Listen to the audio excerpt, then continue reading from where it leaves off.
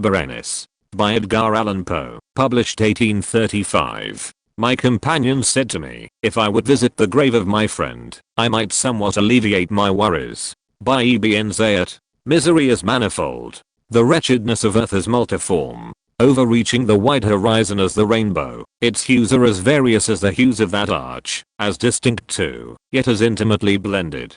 Overreaching the wide horizon as the rainbow. How is it that from beauty I have derived a type of unloveliness, from the covenant of peace a simile of sorrow? But as, in ethics, evil is a consequence of good, so, in fact, out of joy is sorrow born. Either the memory of past bliss is the anguish of today, or the agonies which are, have their origin in the ecstasies, which might have been. My baptismal name is Egaeus, that of my family I will not mention. Yet there are no towers in the land more time honored than my gloomy grey hereditary halls. Our line has been called a race of visionaries, and in many striking particulars in the character of the family mansion, in the frescoes of the chief saloon, and the tapestries of the dormitories, in the chiseling of some buttresses in the armory, but more especially in the gallery of antique paintings, in the fashion of the library chamber, and, lastly, in the very peculiar nature of the library's contents. There is more than sufficient evidence to warrant the belief. The recollections of my earliest years are connected with that chamber, and with its volumes, of which latter I will say no more. Here died my mother. Herein was I born. But it is mere idleness to say that I had not lived before, that the soul has no previous existence. You deny it. Let us not argue the matter. Convinced myself, I seek not to convince. There is, however, a remembrance of aerial forms, of spiritual and meaning eyes, of sounds, musical yet sad, a remembrance which will not be excluded, a memory like a shadow, vague, variable, indefinite, unsteady, and like a shadow too, in the impossibility of my getting rid of it, while the sunlight of my reason shall exist. In that chamber was I born. Thus awaking from the long night of what seemed, but was not, non-entity, at once into the very regions of fairyland, into a palace of imagination, into the wild dominions of monastic thought and erudition. It is not singular that I gazed around me with a startled and ardent eye, that I loitered away my boyhood in books, and dissipated my youth in reverie, but it is singular that as years rolled away, and the noon of manhood found me still in the mansion of my fathers, it is wonderful what stagnation there fell upon the springs of my life, wonderful how total an inversion took place in the character of my commonest thought. The realities of the world affected me as visions, and as visions only, while the wild ideas of the land of dreams became, in turn, not the material of my everyday existence, but in very deed that existence utterly and solely in itself. Berenice and I were cousins, and we grew up together in my paternal halls.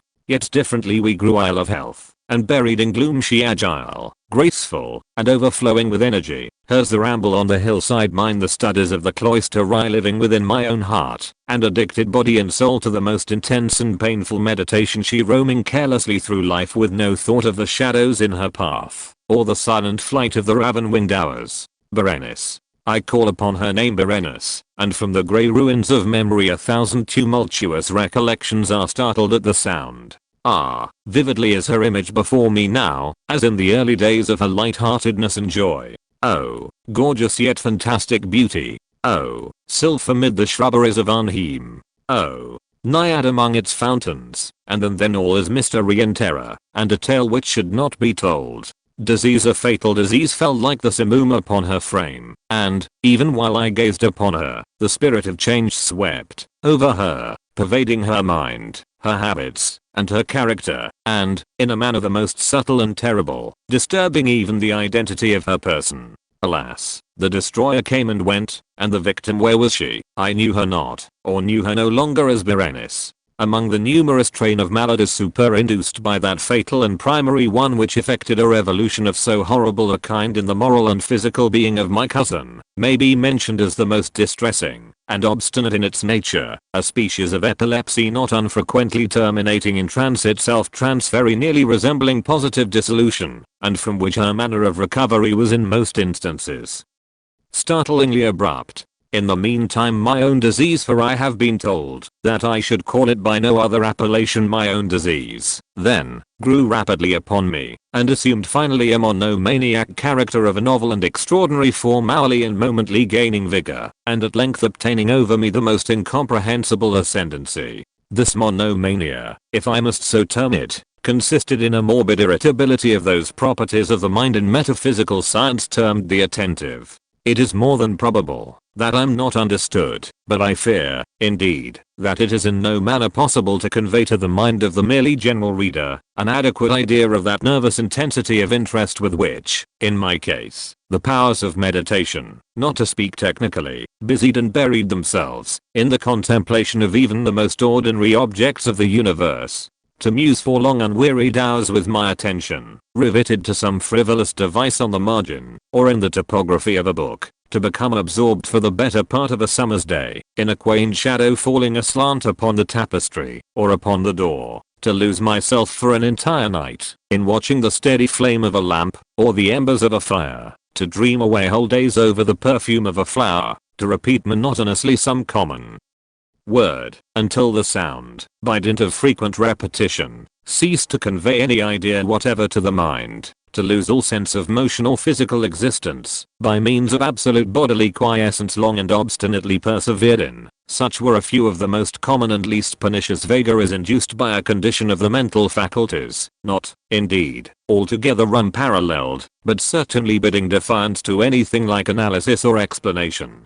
Yet let me not be misapprehended. The undue, earnest, and morbid attention thus excited by objects in their own nature frivolous, must not be confounded in character with that ruminating propensity common to all mankind, and more especially indulged in by persons of ardent imagination. It was not even, as might be at first supposed, an extreme condition or exaggeration of such propensity, but primarily and essentially distinct and different. In the one instance, the dreamer, or enthusiast, being interested by an object usually not frivolous, imperceptibly loses sight of this object in a wilderness of deductions and suggestions issuing therefrom, until, at the conclusion of a daydream often replete with luxury, he finds the incitamentum or first cause of his musings entirely vanished and forgotten. In my case the primary object was invariably frivolous, although assuming, through the medium of my distempered vision, a refracted and unreal importance. Few deductions, if any, were made, and those few pertinaciously returning in upon the original object as a center.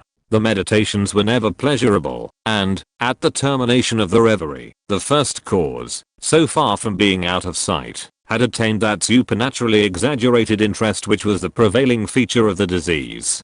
In a word, the powers of mind more particularly exercised were, with me, as I have said before, the attentive, and are, with the daydreamer, the speculative. My books, at this epoch, if they did not actually serve to irritate the disorder, partook, it will be perceived, largely, in their imaginative and inconsequential nature, of the characteristic qualities of the disorder itself. I well remember, among others, the treatise of the noble Italian Coelius Secundus Curio di Amplitudine Beati Renideri, Street. Austin's great work, The City of God and Tertullian di Can Christi, in which the paradoxical sentence mortius est Dei filius, credible est quia ineptum est, et sepultus resurrexit, certum est quia impossibile est occupied my undivided time, for many weeks of laborious and fruitless investigation. Thus it will appear that, shaken from its balance only by trivial things, my reason bore resemblance to that ocean crag spoken of by Ptolemy Hephaestion, which steadily resisting the attacks of human violence, and the fiercer fury of the waters and the winds,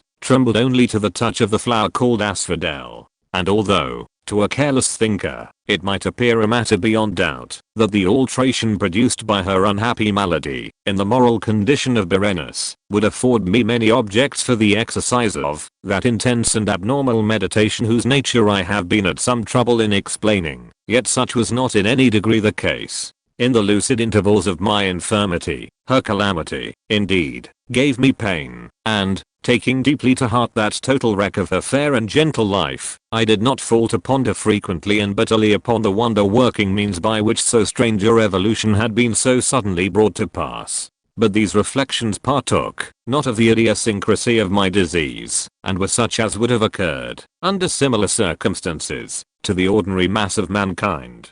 True to its own character, my disorder revelled in the less important, but more startling changes wrought in the physical frame of Berenice and the singular and most appalling distortion of her personal identity. During the brightest days of her unparalleled beauty, most surely I had never loved her. In the strange anomaly of my existence, feelings with me had never been of the heart, and my passions always were of the mind.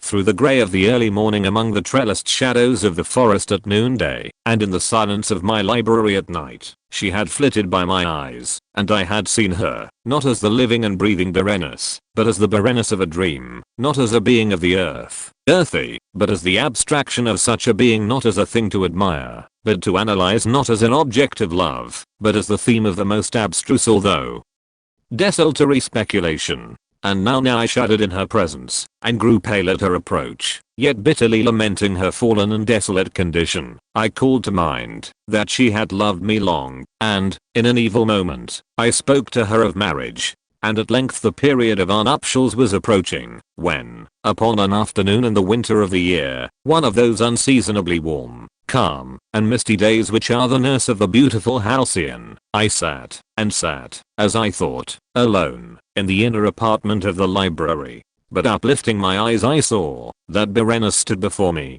FOR as Jove, during the winter season, gives twice 7 days of warmth. Men have called this clement and temperate time the nurse of the beautiful halcyon simonites. Was it my own excited imagination, or the misty influence of the atmosphere, or the uncertain twilight of the chamber, or the grey draperies which fell around her figure, that caused in it so vacillating and indistinct an outline? I could not tell. She spoke no word. I not for worlds could I have uttered a syllable. An icy chill ran through my frame, a sense of insufferable anxiety oppressed me, a consuming curiosity pervaded my soul, and sinking back upon the chair, I remained for some time breathless and motionless, with my eyes riveted upon her person. Alas, its emaciation was excessive, and not one vestige of the former being lurked in any single line of the contour. My burning glances at length fell upon the face. The forehead was high, and very pale, and singularly placid, and the once jetty hair fell partially over it, and overshadowed the hollow temples with innumerable ringlets now of a vivid yellow, and jarring discordantly, in their fantastic character, with the reigning melancholy of the countenance. The eyes were lifeless, and lustreless, and seemingly pupil-less, and I shrank involuntarily from their glassy stare to the contemplation of the thin and shrunken lips. They parted, and in a smile of peculiar meaning, the teeth of the changed Berenice disclosed themselves slowly to my view. Would to God that I had never beheld them, or that, having done so, I had died. The shutting of a door disturbed me, and, looking up, I found that my cousin had departed from the chamber, but from the disordered chamber of my brain, had not, alas, departed, and would not be driven away, the white and ghastly spectrum of the teeth. Not a speck on their surface, not a shade on their enamel, not an indenture in their edges, but what that period of her smile had sufficed to brand in upon my memory. I saw them now even more unequivocally than I beheld them then. The teeth, they were here, and there, and everywhere, and visibly and palpably before me, long, narrow, and excessively white, with the pale lips writhing about them, as in the very moment of their first terrible development.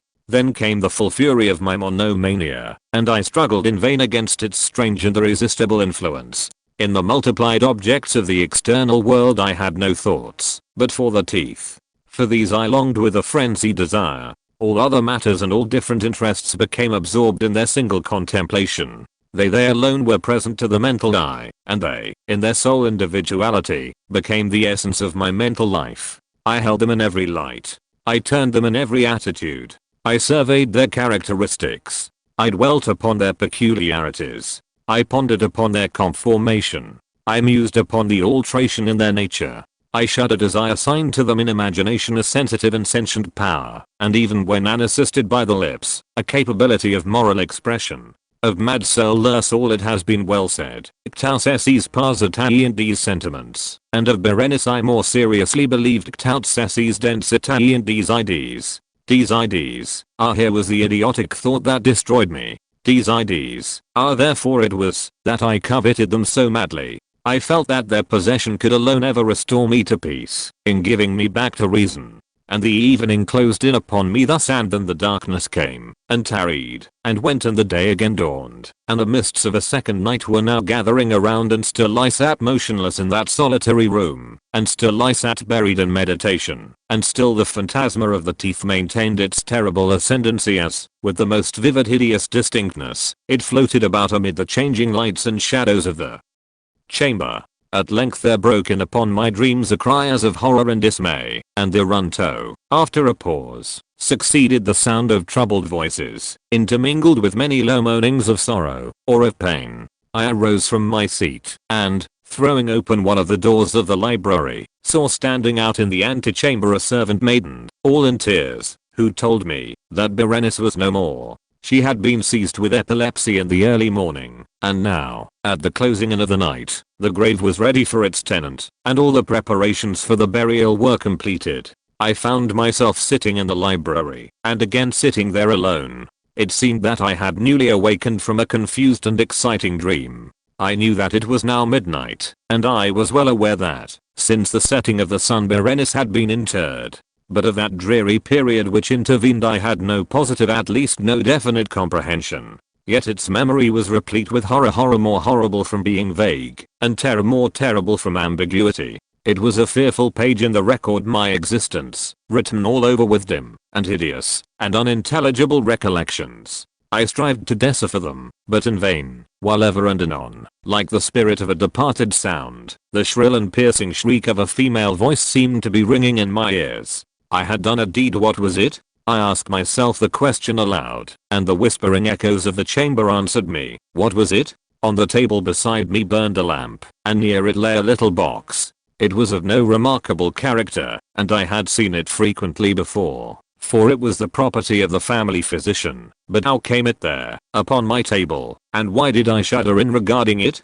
These things were in no manner to be accounted for, and my eyes at length dropped to the open pages of a book, and to a sentence underscored therein. The words were the singular, but simple ones of the poet Ebn Zaiat: Dicebant mihi sodales sepulchrum amicae visitarem, curas meas aliquantulum fore levatas. Why then, as I peruse them, did the hairs of my head erect themselves on end, and the blood of my body become congealed within my veins? There came a light tap at the library door, and pale as the tenant of a tomb, a menial entered upon tiptoe. His looks were wild with terror, and he spoke to me in a voice tremulous, husky, and very low. What said he? Some broken sentences I heard. He told of a wild cry disturbing the silence of the night, of the gathering together of the household, of a search in the direction of the sound, and then his tones grew thrillingly distinct as he whispered me of a violated grave, of a disfigured body enshrouded, yet still breathing, still palpitating, still alive. He pointed to garments. They were muddy, and clotted with gore. I spoke not, and he took me gently by the hand. It was indented with the impress of human nails. He directed my attention to some object against the wall. I looked at it for some minutes. It was a spade. With a shriek I bounded to the table, and grasped the box that lay upon it. But I could not force it open, and in my tremor it slipped from my hands, and fell heavily, and burst into pieces, and from it, with a rattling sound, there rolled out some instruments of dental surgery, intermingled with 32 small, white, and ivory-looking substances, that were scattered to and fro about the floor. End of Berenice. By Edgar Allan Poe. Published 1835.